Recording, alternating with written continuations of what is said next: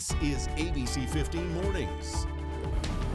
How you feeling? Sleepy? Maybe so. After waking up with these impressive storms overnight, heavy downpours, lots of lightning, and a lot of damaging, gusty winds. Thousands of people losing power, and this morning the cleanup efforts get underway. The monsoon becoming a monsoon for 2020. We waited for it, right? That's for sure. 6 o'clock on this Friday morning. Thank you for starting your weekend with us. I'm Kaylee O'Kelly here in studio. Our Mark Thompson joining us from home. We want to get you right over to Iris Hermosillo for a look at what happened out there and what we're facing into the weekend. So, as folks wake up this morning and assess the damage, me included, a portion of my block wall fell yesterday because of those winds and the powerful storms that rolled through. The good news is that this morning things are much quieter as you venture outside, but you are going to smell that damp air and you are going to feel it, that's for sure. And we are tracking a few light showers in the Southeast Valley, primarily from about Chandler now to Ahwatukee. Some very, very light rainfall moving through right along that Loop 202 Santan and the new Loop 202 extension. Seeing some of those light showers approaching South Mountain. Again, very, very light rain. I do not expect thunderstorms this morning. So we'll keep those rain chances at just 10% through the early morning. And then this evening, things look quieter for the valley. Our atmosphere is so worked over by those storms yesterday that it looks like storms today will stay over the higher terrain. But we've got storm chances back in play this weekend. In the meantime, enjoy the temperatures. We're in the mid 80s now, heading up to a high of just 86 degrees, Kaylee. But soon we'll be back under heat alerts. I'll show you when in that 7-day forecast. Okay, thank you very much. Let's get back to that cleanup effort. It does begin after those powerful storms. Many of you probably outside or at least looking out the window going, oh, that's not so good. All right, as the sun's coming up, our Jamie Warren joining us live here at 32nd Street in Osborne. The strong winds bringing down that tree onto the home behind you. Good morning. Good morning, Kaylee. Like you mentioned, we've been seeing those visuals all morning long. You could see just how strong the winds were, strong enough to tear down this 100-foot pine tree. You see it here crashing down onto the roof of this home, uprooted. Now, we do know that Phoenix Fire was out here last night taking a look at the damage, making sure that everyone was okay. They say no one was injured, but quite the sight to see. In fact, throughout the morning, we've seen a couple neighbors stopping by on their morning walk just to take a look at this. They say, yeah, we see trees come down in this neighborhood quite often every time it storms, but we've never seen something quite as big as this. So the homeowners, they decided not to spend the night, but as the sun comes up, we are getting a closer look at exactly how things look out here. We know the cleanup effort is about to get underway.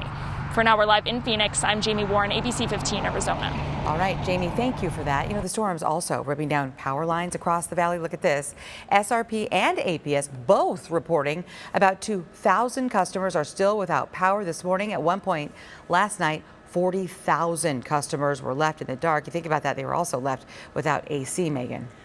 Just brutal, especially in our temperatures that we've been feeling for so long. And when it comes to your Friday morning drive, the storms also impacting that. I want to give you an alert here. Maricopa Roads, State Route 238, it is closed in both directions at milepost 7. This is due to flooding, so you need to find another way around there somehow as well. Also, another traffic alert for you. You'll step out to see the US 60 is closed in both directions near Globe. If you have any travel plans that way, that is actually due to the Gin fire. So we'll keep tabs on that one for you to see when that one opens up. ADOT not giving us an estimated reopening time there. When it comes to the valley on your Friday morning drive, I have better news to share for you on your Friday. All green conditions across the valley. Take a look at these desert drive times. On the I-10 eastbound Loop 101 to the Stack, you're traveling about 68 miles per hour. 10 minutes is how long it'll take you. And here are your travel speeds as well. Everybody above 65 miles per hour. Let me give you a live look from one of our ADOT cameras to show you the Loop 101 westbound near 51st Avenue. Traffic moving along just nicely in those dark skies, of course, coming our way and sticking around this morning. We do have some weekend construction on the Loop 101 as well. I'm going to get into that coming up in just a few minutes. Okay, Megan, thank you. Here in just a couple of hours, we will be hearing from our state's top education official, Superintendent of Instruction, Public Instruction, Kathy Hoffman, at 10 a.m. the State Board of Education will be holding a virtual meeting. And that meeting comes as schools get closer to reaching specific benchmarks recommended for a return to in-person learning. The health department updating its dashboard, which shows 2 counties, Yavapai and Apache, meet all the benchmarks. Most areas have hit the threshold for declines in COVID-19 cases and hospital visits. But the positivity rate isn't at 7% or less. Again, these are just recommendations, and districts can and are reopening schools for in-person learning before meeting them. Well, how to get safely back to school. It's been argued for months, and there remain clear-cut solutions here. I should say no clear-cut solutions. In an effort to get teachers in the classroom, we are seeing that this has not been easy, and especially so for essential workers. Our Carla Navarrete is live this morning getting reaction from educators. Good morning.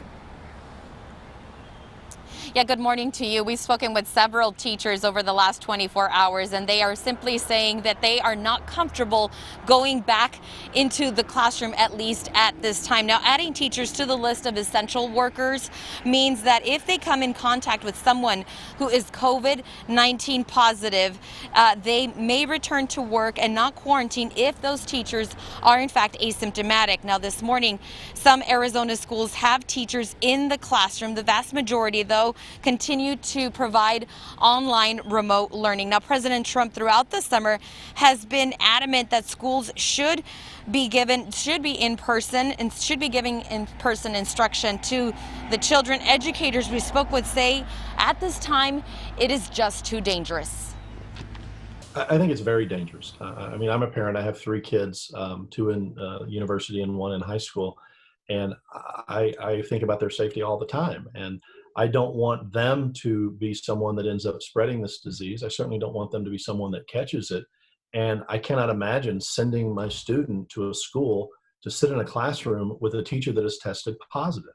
It doesn't matter to me if they're showing symptoms or not.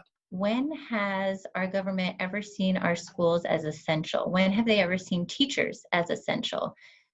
Our schools have been systematically defunded. We have a teacher retention crisis. We now have proof that children are the ones that are major spreaders of this virus.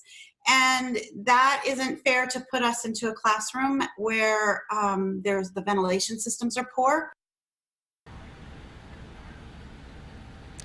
Now, research is still being done regarding children and coronavirus COVID-19, but recent studies do show that in some cases, children could be spreaders of the virus, in fact, more so than some adults. Again, those are just some of the most recent studies.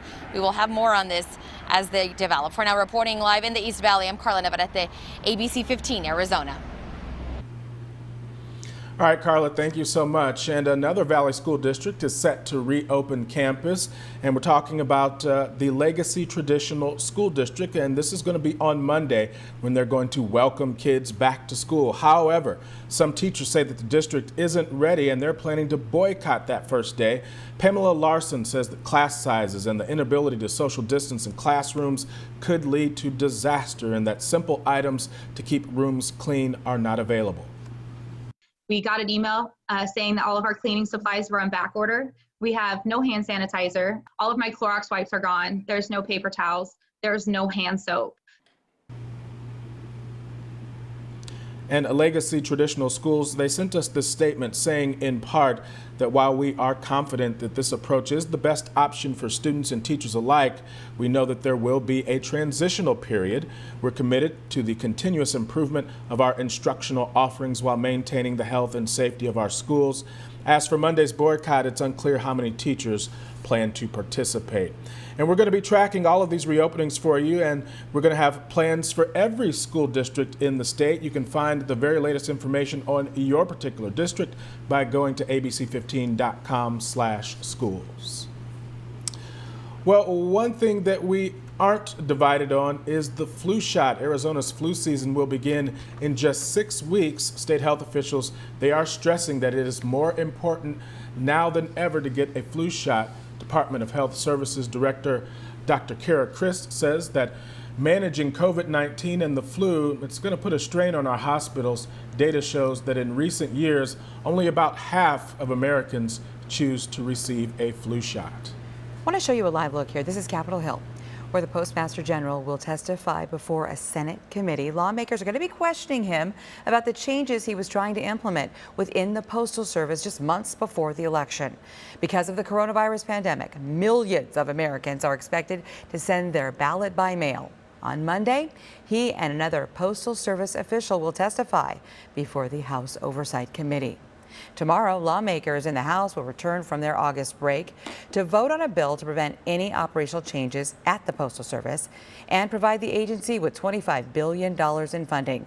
Some members are pushing for a vote on a standalone measure to extend federal unemployment benefits that expired at the end of July. Up next here on ABC 15 Mornings, why such a simple problem here is so difficult to solve. Our Let Joe Know team is working to help out people here in Arizona who are not working right now get their unemployment checks. Plus, economists say this weekend will be a major hurdle when it comes to getting back to normal. Movie theaters opening in many parts of the country, but will people return to the theater?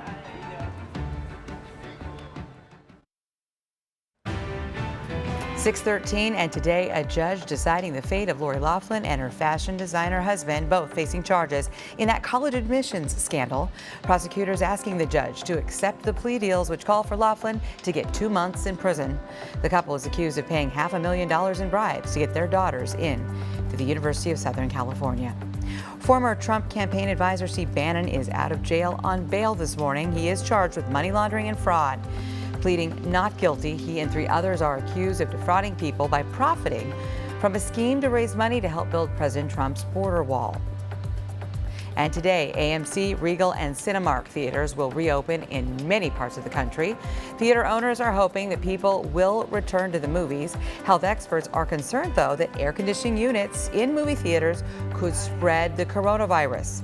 Recent surveys show about 1 in 5 people are comfortable right now going into a movie theater.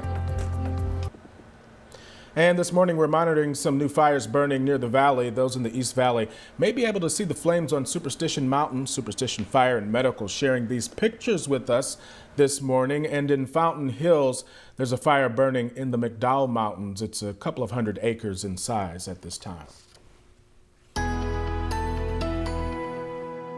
Well, you hate to see that, Mark, but we had so much lightning in the area. Let's talk about what we're seeing there now. I'm looking at the Superstitions with our Point Creek Valley cam. I can't see the flames, but you can definitely see that there is a smoky haze out there because of these wildfires. We also, of course, have plenty of cloud cover out there still, and even a few showers on Desert Doppler radar. I wanted to show you this because this really tells the story of just how active those monsoon storms were yesterday around our state. This tweeted out by the National Weather Service office in Phoenix. There were nearly or right around 90,000 cloud-to-cloud lightning flashes yesterday recorded across our state. And you can see that cluster of the most lightning flashes right in Maricopa County and areas to our south. So absolutely impressive how much lightning we saw. And of course, a lot of folks waking up to that damage here this morning. Right now, though, no lightning on Desert Doppler radar. These are just some light showers that have been pushing through the Southeast Valley. They have inched up into Gilbert and Chandler. It's very, very light rain, but we're seeing some of it right along the US 60, the Loop 101, out near Ahwatukee, and also further south and southwest near the Estrellas.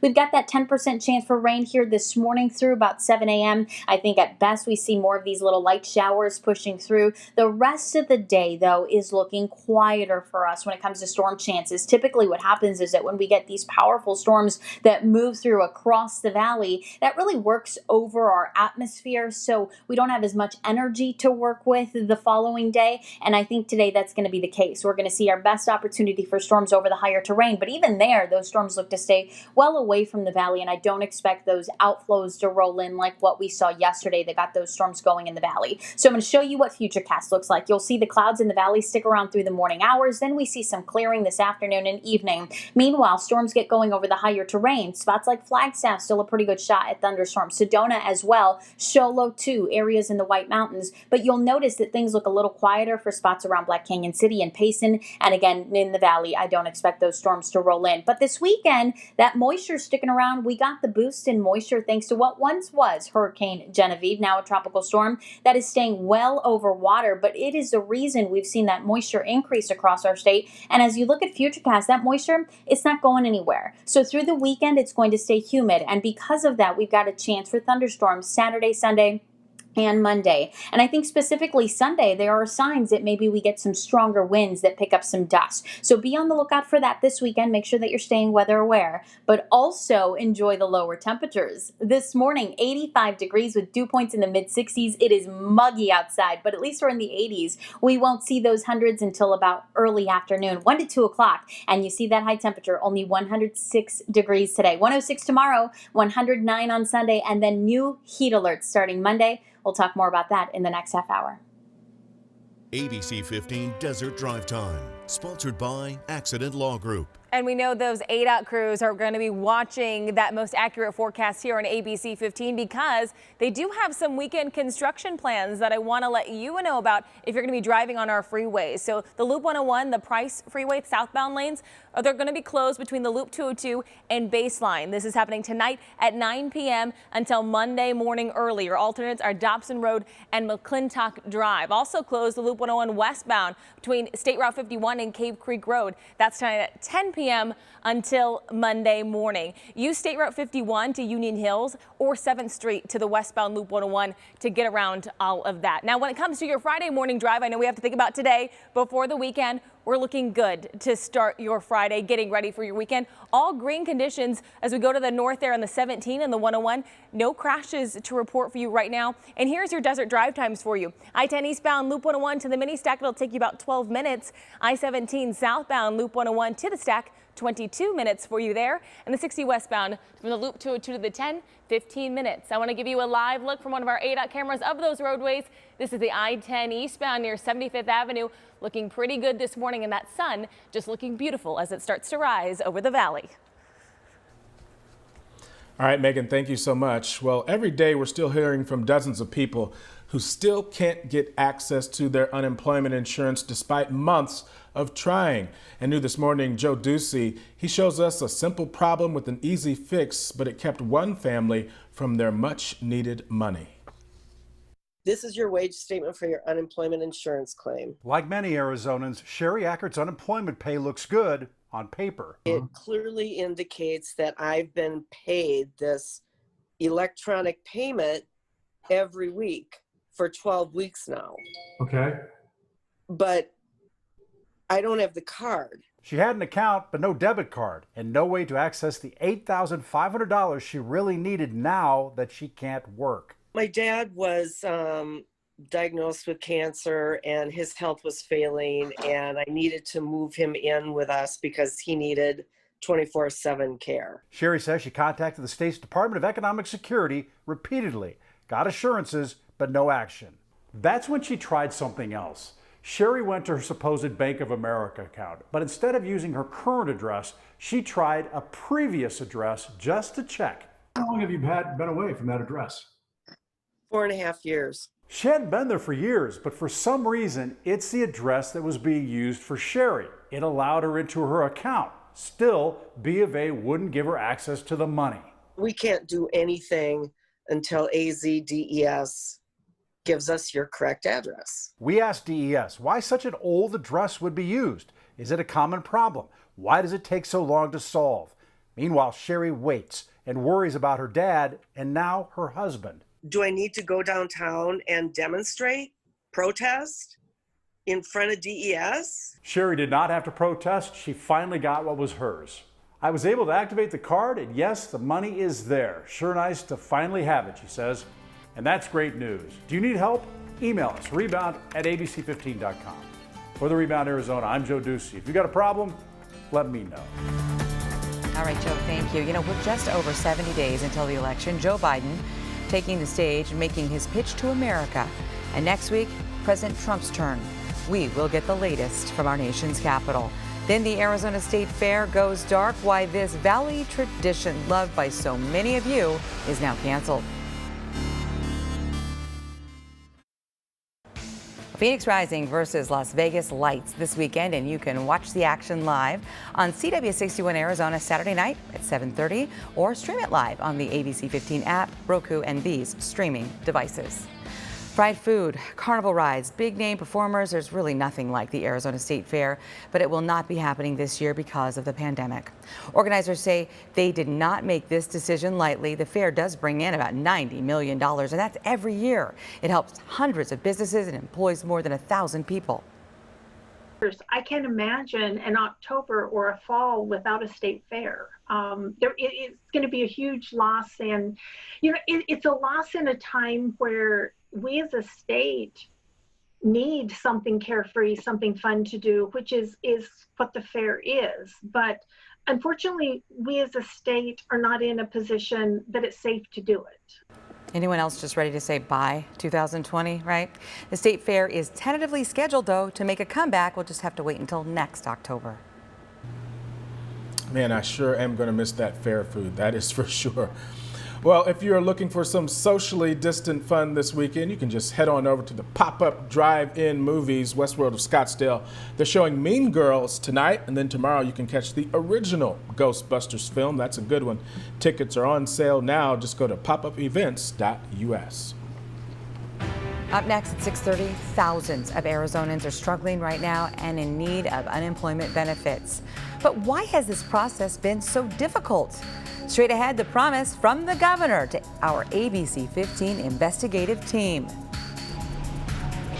And we are live in Phoenix this morning, where overnight the storms uprooted trees like this one, crashing into a home. We have the latest on the cleanup.